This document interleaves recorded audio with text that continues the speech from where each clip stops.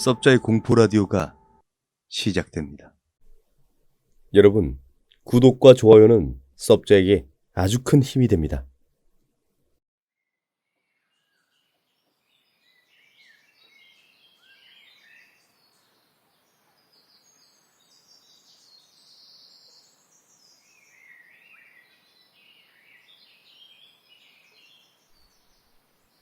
어느 여름날의 이야기다. 그날은 이전부터 가려고 마음먹었던 근처 신사를 찾았다. 나는 이상한 이야기를 듣거나 이상한 걸 보는 걸 취미로 삼고 있다. 대략적으로 오컬트가 취미이다. 이날 역시 지인에게 전해들은 이야기를 따라 신사를 찾은 터였다. 지인의 말에 따르면 그 신사엔 대량의 인형이 안치되어 있다고 했다. 흔히 말하는 인형 신사라는 것이겠지. 하지만 그리 유명한 신사가 아니라서 TV에 나온 적은 한 번도 없었다. 근처라곤 해도 차로 1시간 반 거리이다. 도중 산길로 들어서 덜컹덜컹 흔들리는 차 안에서 혼자 목적지를 생각하며 나아갔다. 신사에 도착해 차를 멈추고 계단을 오르기 시작했다. 상당히 긴 계단이었다. 평소 운동 부족 때문에 숨이 차올랐지만 가쁜 숨을 내쉬면서도 기묘한 고향감이 나를 사로잡았다.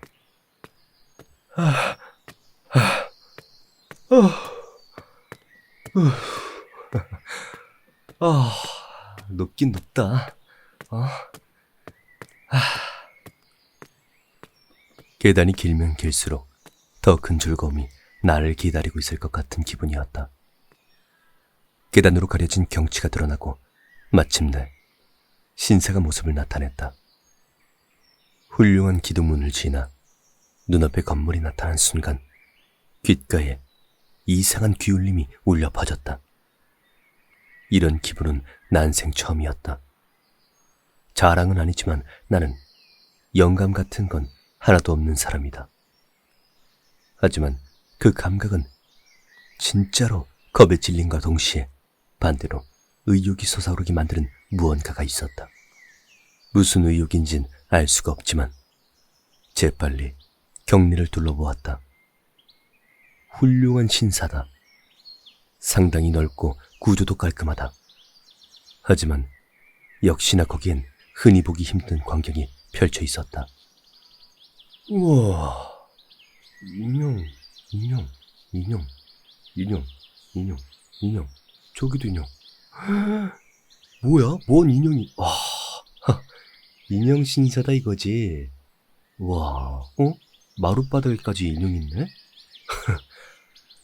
근데 좀 소름 돋네. 신사에 다 안치하지 못한 인형들은 마룻바닥에까지 깔려 있었다. 수많은 눈들이 나를 바라보는 것 같은, 째려보는 듯한 시선을 느꼈다. 그만큼 압권이었다. 너무나도 비현실적인 광경에 한동안 바라보고 싶었지만 그럴 틈은 없었다. 정면에 큰 건물, 아마 본전이겠지. 거기서 하카마를 입은 사람이 당황한 모습으로 뛰쳐나왔다. 그리곤 홀로 근처 건물을 향해 달려갔다. 무슨 일이 있는 걸까? 경건하지 못한 일이지만 내심 잘 됐다고 중얼거렸다. 그리고 인형이 안치되어 있는 남자가 뛰쳐나온 본전을 향해 달려갔다. 그러자 본전에선 또 사람이 2명이 후다닥 튀어나왔다. 그중 한 사람을 잡아 무슨 일인지 물었다. 저 실례합니다. 저 무슨 일이... 바쁘니까 나중에 부탁합니다. 남자는 그렇게만 말하고 또 후다닥 인형들을 향해 사라져갔다. 도대체 무슨 일일까? 석연치 않은 얼굴로 잠시 서 있자니 이번엔 본전에서 지금까지와는 달리 제대로 된 옷을 갖춰 입은 신주 같은 사람이 나왔다. 인형을 치료하러 왔습니까? 나는 아니요. 그냥 참배하러 왔을 뿐입니다. 라고 대답했다. 그러자 신주 같은 사람은 그러면 오늘은 그만 돌아가시게. 안 좋은 말은 하지 않을 테니. 오늘은 날이 좋지 않아서 일단 다음에 다시 오시게나. 라고 조용히 나에게 말했다. 무슨 일 있습니까? 과감하게 물어봤지만 신주는 관련되지 않는 게 좋겠습니다. 라는 말만 남기고 본전으로 돌아갔다. 여기저기 이삿날처럼 소란스러운데 왠지 나만 있어선 안 될 곳에 덩그렇게 놓여진 기분이었다. 어차피 인형이 도망갈 일도 없으리라. 여기선 신주가 말하는 대로 돌아갔다 나중에 다시 와야겠다 싶어 돌아설 때였다. 웅성대며 아까 3사람에 더해 2사람이 더 나왔다. 관처럼 큰 상자를 들고 있었다. 기묘한 일행은 본전 뒤로 사라졌다. 곧이어 신주도 나와 똑같이 본전 뒤로 향했다. 문득 정신을 차리니 나 역시 자연스레 본전으로 발걸음을 올리고 있었다. 경고에 대한 공포심보다 호기심이 더 컸던 탓이었다. 여기까지 오면 끝까지 가는 수밖에. 본전 옆길을 나아간다. 길은 나무가 무성해 어슴푸레하고 이끼가 끼어 있었다.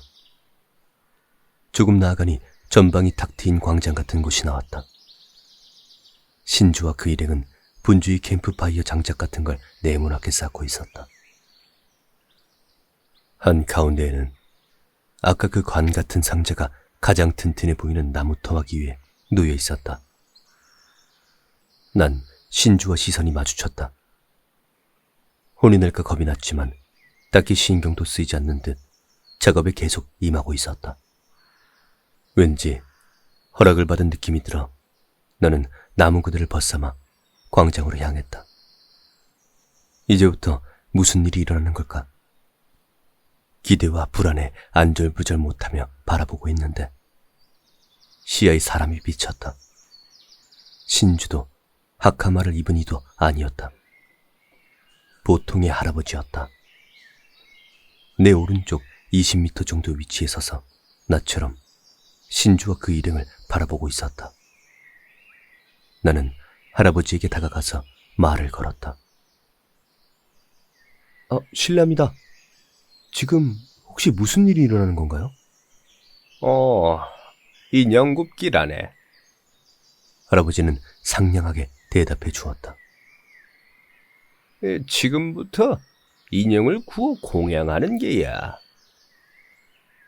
인형 굽기 말이에요? 따라오길 잘했다 싶었다.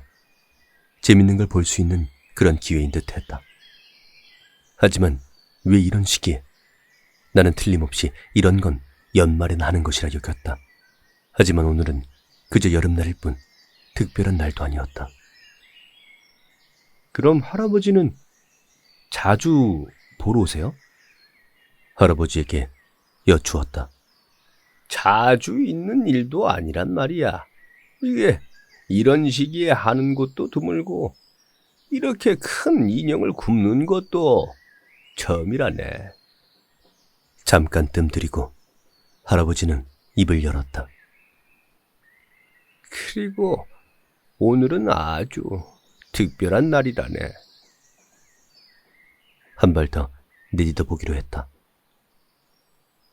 특별하다니 뭐가 말이에요? 내 질문에 처음으로 할아버지의 표정이 흐려졌다. 잘못 물어봤나 싶었지만 할아버진 잠시 생각한 뒤 입을 열었다. 하하, 뭐 자네가 믿을 수 있는 이야기일지 모르겠네만 그런 이야기라면 당연히 대환영이다. 실은 말이야, 저기 있는 저 인형 원래 본전 옆에 있는 창고에 음중이 보관돼 있던 것이라네. 하지만 오늘 이른 아침에 사흘 만에 신주가 창고를 들여다봤는데 글쎄 그 인형이 사라졌다지 뭔가.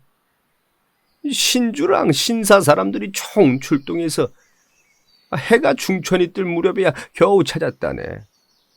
근데 말이야, 자네 이 인형이 어디 있었을 것 같나?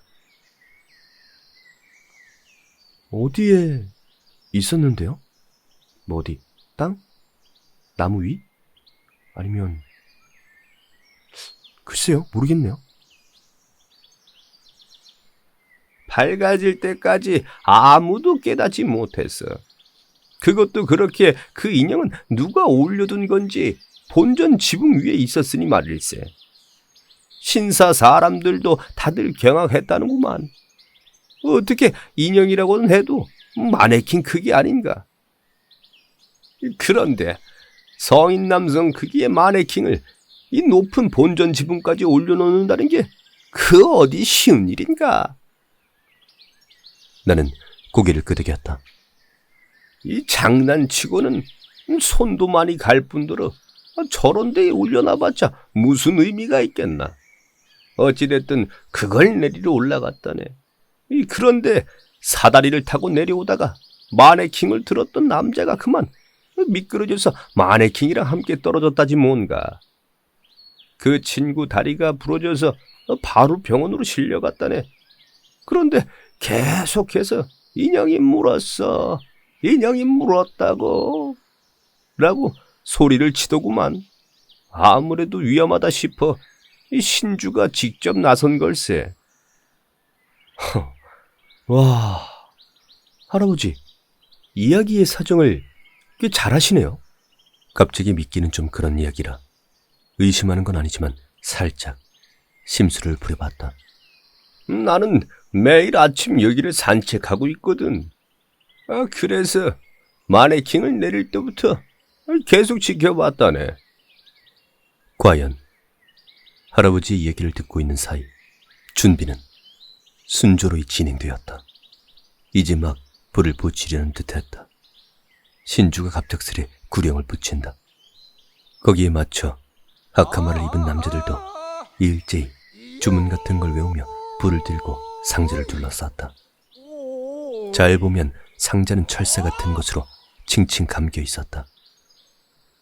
첫 번째 남자가 상자 내기퉁이 있는 장작에 불을 붙인다. 연기가 피어오르더니 곧이어 활활 타기 시작한다. 뒤를 이어 두 번째, 세 번째, 끝내는 상자를 제외한 모든 장작에 불이 붙어 격렬한 불기둥이 피어오른다. 50m는 좁게 떨어져 있는 날개까지 그 열기가 전해질 정도였다. 마지막으로 신주가 한가운데 있는 장책에 송진불을 던지듯 불을 대었다. 장작에는 나뭇잎이 끼어 있어 흰 연기가 피어오르지만 한가운데 상자 주변엔 검은 연기가 뭉게뭉게 피어오른다. 나는 무심코 코를 막았다. 어느새인가 지금까지 느끼지 못했던 짐승 냄새 같은 역한 냄새가 주변에 자욱했다. 신주와 그 일행의 목소리가 더욱 커진 것 같았다. 그 순간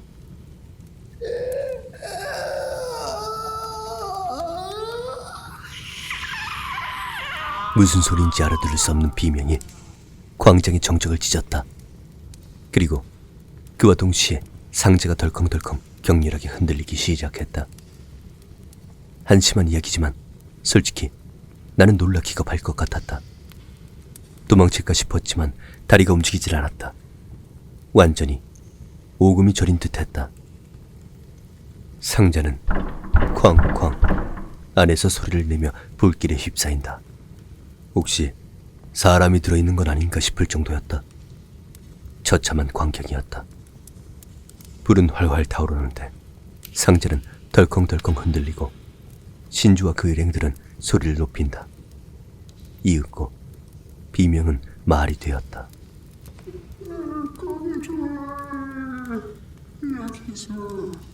여기서 날 꺼내줘. 돌려줘. 말하고 있다. 설마 사람인가? 아니, 그럴 리 없었다. 애시당초에 저런 상황에서 사람이 말을 할 수가 있을까? 처음엔 돌려줘 인 줄 알았지만 천천히 들어보니 그게 아니었다. 돌려놔. 돌려놔. 나를 아내와에게 있는 곳에 돌려놔. 상자는 여전히 덜컹덜컹 흔들리며 안에서는 쾅쾅 소리가 났다. 너는 사람이 아니다. 너는 인형이다. 인형이야. 본연의 모습으로 돌아가거라. 그렇게 말하고는 신주는 다시 주문을 외우기 시작했다. 아니야. 나는 사람이다. 돌려보내라.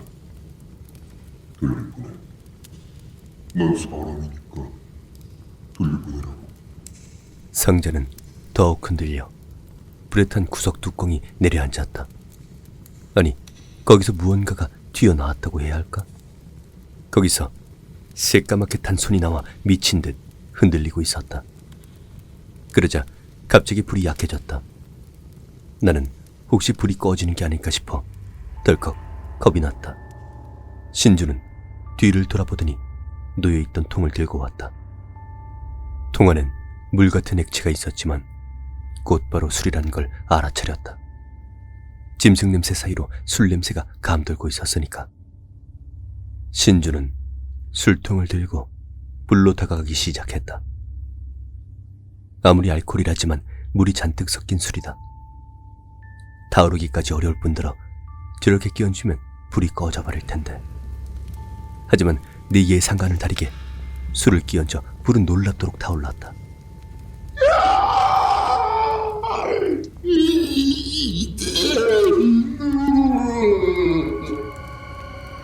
아이와 아들을 만나기 위해 돌려보내라. 나를 돌려보내. 너는 사람이 아니다. 인형이다. 너는 너에게로 돌아간다. 너는 너에게로 돌아간다. 이렇게 말하고 신주는 품에서 손거울을 꺼내 상자로 던져 넣었다. 그리고 하카마를 입은 남자들이 장작을 가운데로 넘어뜨리기 시작했다. 마지막으로 신주는 통을 들고 남은 술을 모두 상자에 퍼부었다. 불길은 지금까지 이상으로 맹렬하게 타올라 거대한 불기둥이 되어 있었다.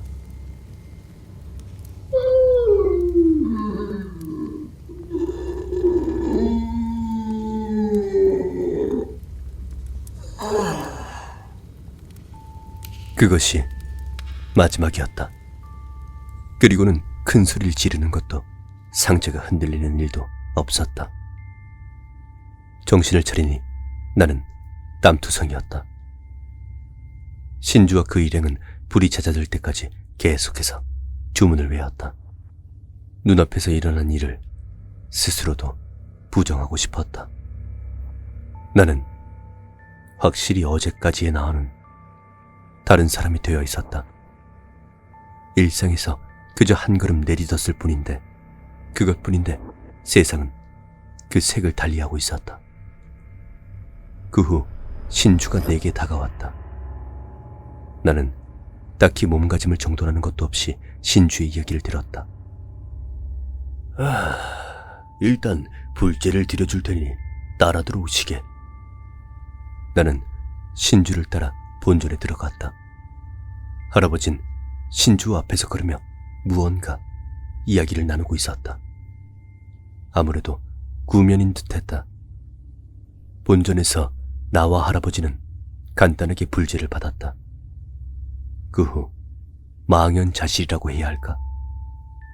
정신이 빠져있는 상태였던 나에게 신주는 자세한 사정을 이야기해 주었다.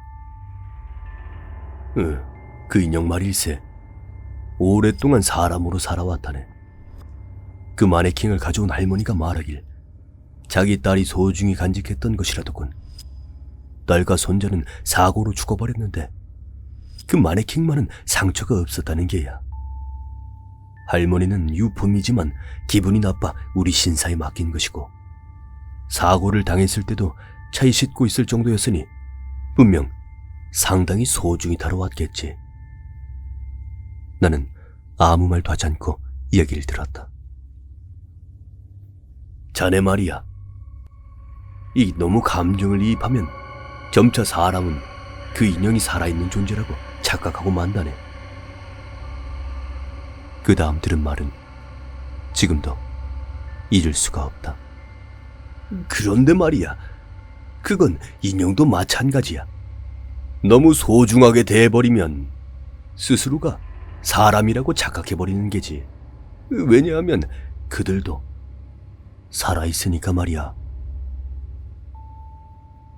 잃어버린 시간을 되찾듯 매미가 울기 시작했다. 어느 여름에 있었던 일이다.